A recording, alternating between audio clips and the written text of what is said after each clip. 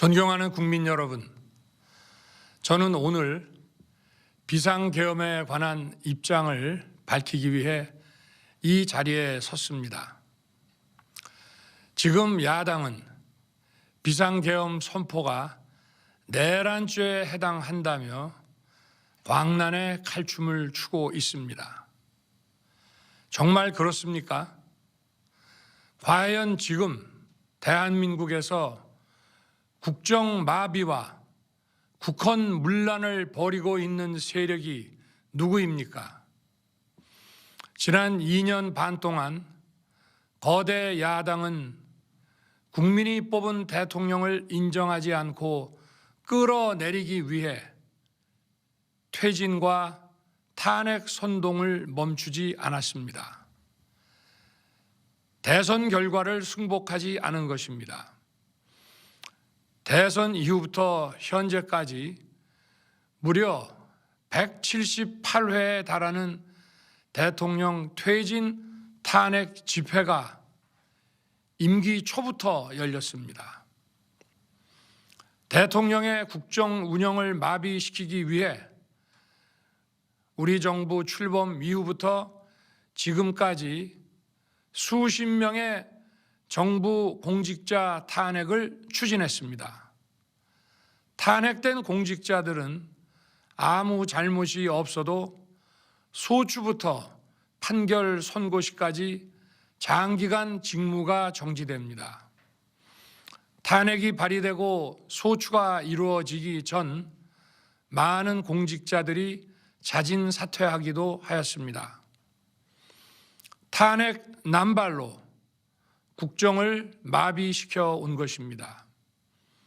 장관, 방통위원장 등을 비롯하여 자신들의 비위를 조사한 감사원장과 검사들을 탄핵하고 판사들을 겁박하는 지경에 이르렀습니다. 자신들의 비위를 덮기 위한 방탄 탄핵이고 공직기관과 법질서를 완전히 무너뜨리는 것입니다. 뿐만 아니라 위헌적 특검 법안을 27번이나 발의하면서 정치 선동 공세를 가해 왔습니다. 급기야는 범죄자가 스스로 자기에게 면죄부를 주는 셀프 방탄 입법까지 밀어붙이고 있습니다. 거대 야당이 지배하는 국회가 자유민주주의의 기반이 아니라 자유민주주의 헌정 질서를 파괴하는 괴물이 된 것입니다. 이것이 국정마비요, 국가 위기 상황이 아니면 무엇이란 말입니까? 이것뿐만이 아닙니다. 지금 거대 야당은 국가 안보와 사회 안전까지 위협하고 있습니다. 예를 들어 지난 6월 중국인 3명이 드론을 띄워 부산에 정박 중이던 미국 항공모함을 촬영하다 적발된 사건이 있었습니다. 이들의 스마트폰과 노트북에서는 최소 2년 이상 한국의 군사시설들을 촬영한 사진들이 발견됐습니다. 지난달 40일에는 40대 중국인이 드론으로 국정원을 촬영하다 붙잡혔습니다. 이 사람은 중국에서 입국하자마자 곧장 국정원으로 가서 이 같은 일을 벌인 것으로 확인됐습니다. 하지만 현행 법률로는 외국인의 간첩 행위를 간첩죄로 처벌할 길이 없습니다. 이러한 상황을 막기 위해 형법의 간첩죄 조항을 수정하려 하였지만 거대 야당이 완강히 가로막고 있습니다. 지난 정권 당시 국정원의 대공수사권을 박탈한 것도 모자라서 국가보안법 폐지도 시도하고 있습니다. 국가 안보를 위협하는 간첩을 잡지 말라는 것 아닙니까? 북한의 불법적인 핵무장과 미사일 위협 도발에도, GPS 교란과 오물 풍선에도, 민주노총 간첩 사건에도 거대 야당은 이에 동조할 뿐 아니라 오히려 북한 편을 들면서 이에 대응하기 위해 고군분투하는 정부를 흠집내기만 했습니다. 북한의 불법 핵 개발에 따른 UN 대북 제재도 먼저 풀어야 한다고 주장합니다. 도대체 어느 나라 정당이고 어느 나라 국회인지 알 수가 없습니다. 검찰과 경찰의 내년도 특경비, 특활비 예산은 아예 0원으로 깎았습니다. 금융 사기 사건, 사회적 약자 대상 범죄, 마약 수사 등 민생 침해 사건 수사, 그리고 대공 수사에 쓰이는 기묘한 예산입니다. 마약, 딥페이크 범죄 대응 예산까지도 대폭 삭감했습니다. 자신들을 향한 수사 방해를 넘어 마약 수사, 조폭 수사와 같은 민생사범 수사까지 가로막는 것입니다. 대한민국을 간첩 천국, 마약 소굴, 조폭 나라로 만들겠다는 것 아닙니까? 이런 사람들이야말로 나라를 망치려는 반국가 세력 아닙니까? 그래놓고 자신들의 특권을 유지하기 위한 국회 예산은 오히려 늘렸습니다. 경제도 위기 비상 상황입니다. 거대 야당은 대한민국의 성장 동력까지 꺼뜨리려고 하고 있습니다. 민주당이 삭감한 내년 예산 내역을 보면 잘 알 수 있습니다. 원전 생태계 지원 예산을 삭감하고 체코 원전 수출 지원 예산은 무려 90%를 깎아버렸습니다. 차세대 원전 개발 관련 예산은 거의 전액을 삭감했습니다. 기초과학연구, 양자, 반도체, 바이오 등 미래 성장 동력 예산도 대폭 삭감했습니다. 동해가스전 시추 예산, 이른바 대왕고래 사업 예산도 사실상 전액 삭감했습니다. 청년 일자리 지원 사업, 취약계층 아동 자산 형성 지원 사업, 아이들 돌봄 수당까지 손을 댔습니다. 산업 생태계 조성을 위한 혁신 성장 펀드, 강소기업 육성 예산도 삭감했습니다. 재해 대책 예비비는 무려 1조 원을 삭감하고 팬데믹 대비를 위한 백신 개발과 관련 R&D 예산도 깎았습니다. 이처럼 지금 대한민국은 거대 야당의 의회 독재와 폭거로 국정이 마비되고 사회 질서가 교란되어 행정과 사법의 정상적인 수행이 불가능한 상황입니다. 국민 여러분, 여기까지는 국민 여러분께서도 많이 아시고 계실 것입니다. 하지만 제가 비상계엄이라는 엄중한 결단을 내리기까지 그동안 직접 차마 밝히지 못했던 더 심각한 일들이 많이 있습니다. 작년 하반기 선거관리위원회를 비롯한 헌법기관들과 정부기관에 대해 북한의 해킹 공격이 있었습니다. 국가정보원이 이를 발견하고 정보 유출과 전산 시스템 안전성을 점검하고자 했습니다. 다른 모든 기관들은 자신들의 참관하에 국정원이 점검하는 것에 동의하여 시스템 점검이 진행되었습니다. 그러나 선거관리위원회는 헌법기관임을 내세우며 완강히 거부하였습니다. 그러다가 선관위의 대규모 채용 부정 사건이 터져 감사와 수사를 받게 되자 국정원의 점검을 받겠다고 한 발 물러섰습니다. 그렇지만 전체 시스템 장비의 아주 일부분만 점검에 응하였고 나머지는 불응했습니다. 시스템 장비 일부분만 점검했지만 상황은 심각했습니다. 국정원 직원이 해커로서 해킹을 시도하자 얼마든지 데이터 조작이 가능하였고 방화벽도 사실상 없는 것이나 마찬가지였습니다. 비밀번호도 아주 단순하여 1, 2, 3, 4, 5 같은 식이었습니다. 시스템 보안 관리 회사도 아주 작은 규모의 전문성이 매우 부족한 회사였습니다.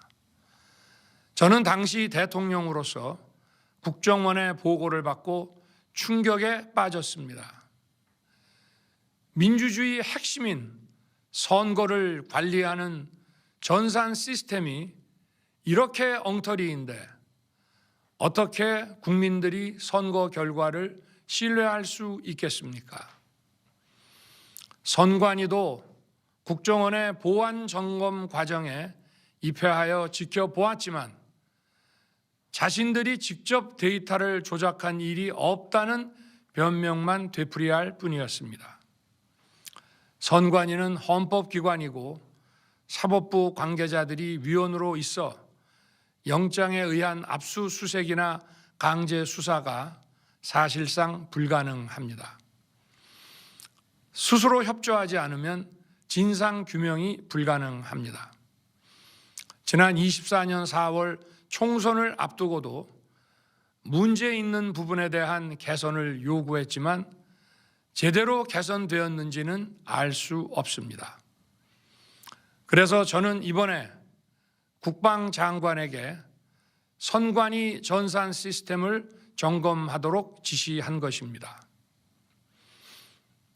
최근 거대 야당 민주당이 자신들의 비리를 수사하고 감사하는 서울중앙지검장과 검사들, 헌법기관인 감사원장을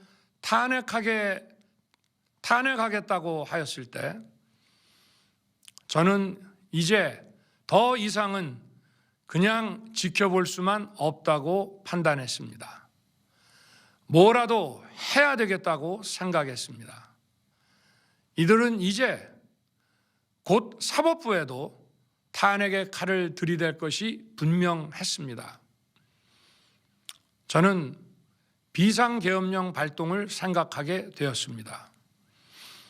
거대 야당이 헌법상 권한을 남용하여 위헌적 조치들을 계속 반복했지만 저는 헌법의 틀 내에서 대통령의 권한을 행사하기로 했습니다.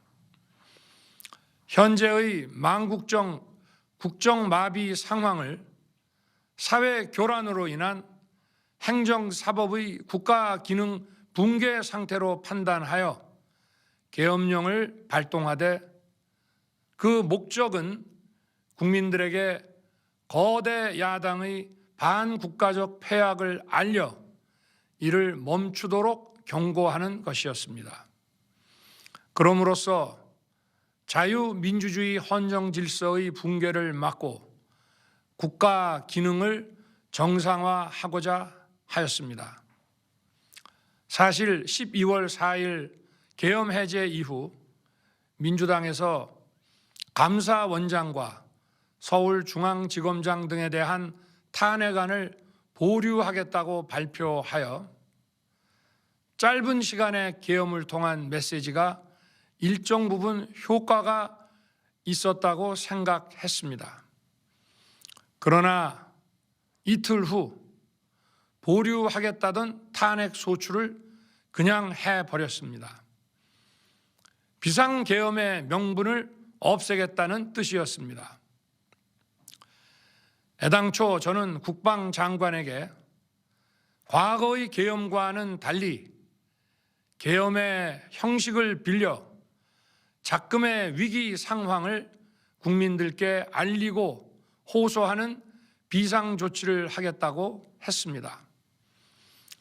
그래서 질서 유지에 필요한 소수의 병력만 투입하고 실무장은 하지 말고 국회의 계엄 해제 의결이 있으면 바로 병력을 철수시킬 것이라고 했습니다.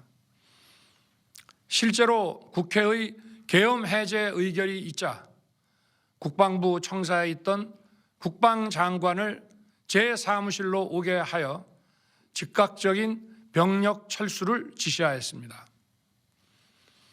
제가 대통령으로서 발령한 이번 비상조치는 대한민국의 헌정 질서와 국헌을 망가뜨리려는 것이 아니라 국민들에게 망국의 위기 상황을 알려드려 헌정 질서와 국헌을 지키고 회복하기 위한 것입니다. 소규모이지만 병력을 국회에 투입한 이유도 거대 야당의 망국적 행태를 상징적으로 알리고 계엄 선포 방송을 본 국회 관계자와 시민들이 대거 몰릴 것을 대비하여 질서 유지를 하기 위한 것이지 국회를 해산시키거나 기능을 마비시키려는 것이 아님은 자명합니다.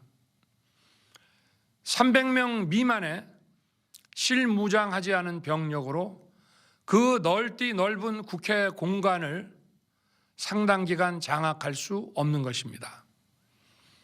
과거와 같은 계엄을 하려면 수만 명의 병력이 필요하고 광범위한 사전 논의와 준비가 필요하지만 저는 국방장관에게 계엄령 발령 담화 방송으로 국민들께 알린 이후에 병력을 이동시키라고 지시했습니다. 그래서 10시 30분 담화 방송을 하고 병력 투입도 11시 30분에서 12시 조금 넘어서 이루어졌으며 1시 조금 넘어 국회의 계엄 해제 결의가 있자 즉각 군 철수를 지시하였습니다. 결국 병력이 투입된 시간은 한두 시간 정도에 불과합니다.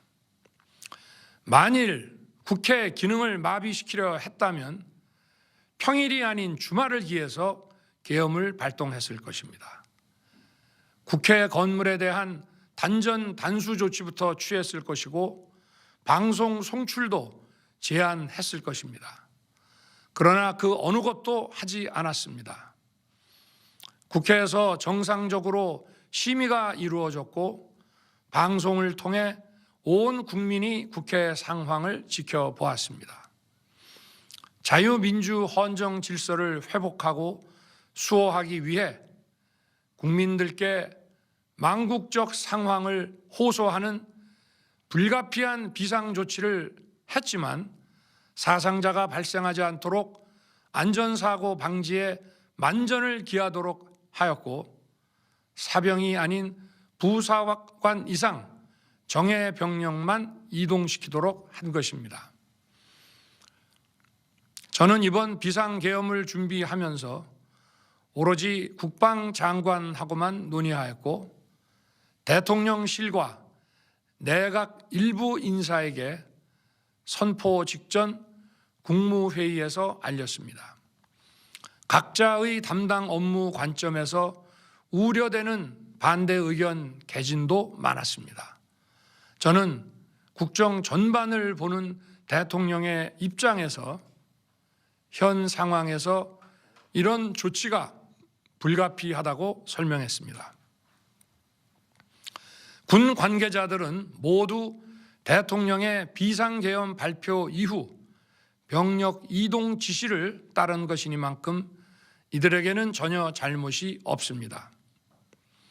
그리고 분명히 말씀드리지만 저는 국회 관계자의 국회 출입을 막지 않도록 하였고, 그래서 국회의원과 엄청나게 많은 인파가 국회 마당과 본관, 본회의장으로 들어갔고 계엄해제 안건 심의도 진행된 것입니다. 그런데도 어떻게든 내란죄를 만들어 대통령을 끌어내리기 위해 수많은 허위 선동을 만들어내고 있습니다. 도대체 2시간짜리 내란이라는 것이 있습니까? 질서 유지를 위해 소수의 병력을 잠시 투입한 것이 폭동이란 말입니까? 거대 야당이 거짓 선동으로 탄핵을 서두르는 이유가 무엇이겠습니까? 단 하나입니다.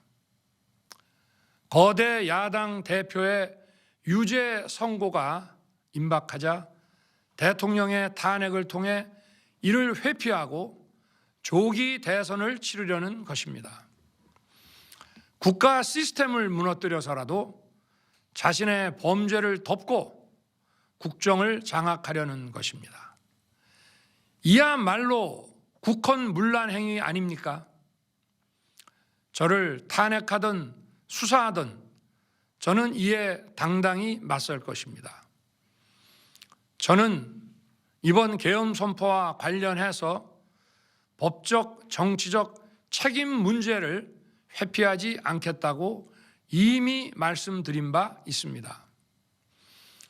저는 대통령 취임 이후 지금까지 단 한순간도 개인적인 인기나 대통령 임기 자리 보존에 연연해 온 적이 없습니다.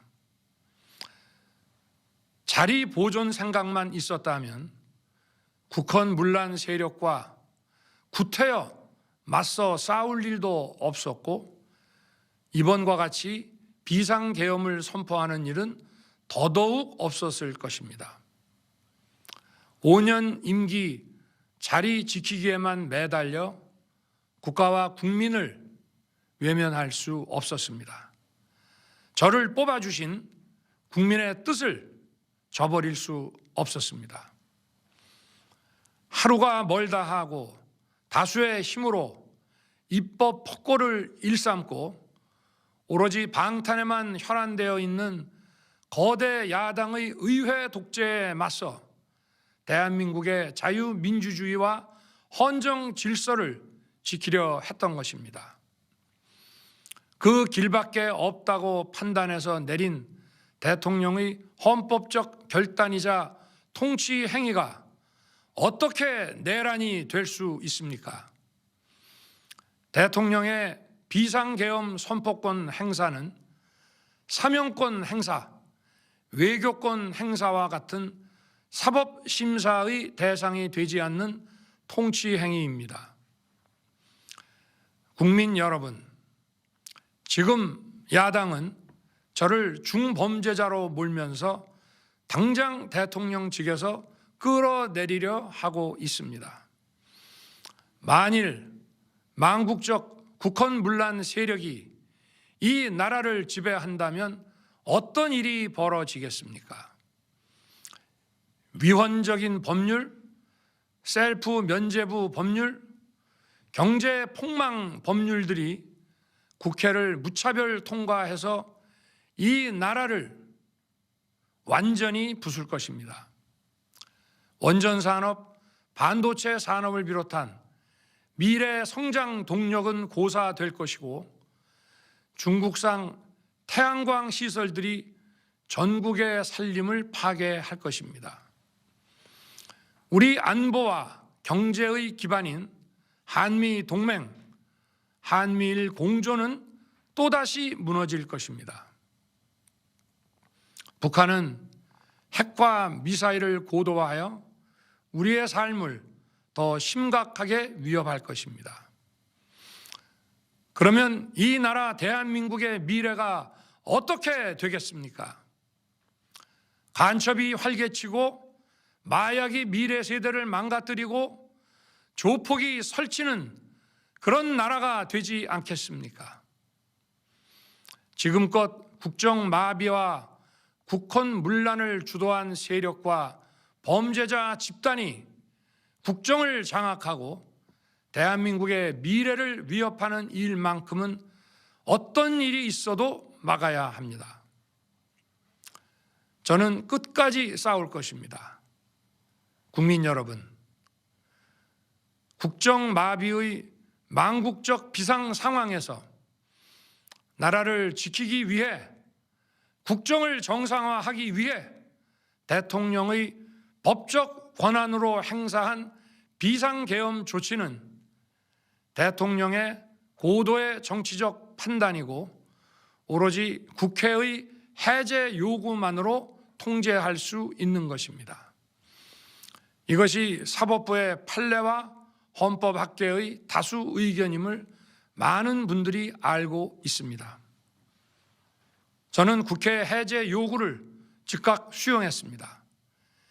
계엄 발령 요건에 관해 다른 생각을 가지고 계신 분들도 있습니다만 나라를 살리려는 비상 조치를 나라를 망치려는 내란 행위로 보는 것은 여러 헌법학자와 법률가들이 지적하는 바와 같이 우리 헌법과 법 체계를 심각한 위험에 빠뜨리는 것입니다.